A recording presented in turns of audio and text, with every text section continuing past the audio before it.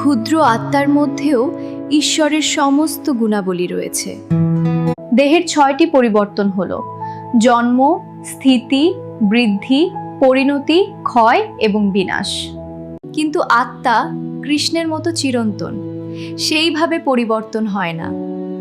আত্মা শরীরকে শক্তি দেয়। আমরা হৃদয়ের মধ্যে আত্মাকে দেখতে না পেলেও আমরা জানি যে এটি সেখানে আছে, কারণ একজন ব্যক্তি বা এমনকি একটি প্রাণীও জীবিত এবং সচেতন। ঠিক যেমন মেঘলা দিনে আকাশে সূর্য আছে জানা, আমরা সূর্য দেখতে না পেলেও মেঘের মধ্যে দিয়ে তার কিছুটা আলো দেখতে পাই। যদিও আত্মা ঈশ্বরের মতোই গুণাবলী রয়েছে, তবুও তা খুব ক্ষুদ্র। তাই আত্মা তার আসল প্রকৃতি ভুলে যেতে পারে, কিন্তু কৃষ্ণ পরমাত্মার উৎস কখনো ভুলেন না।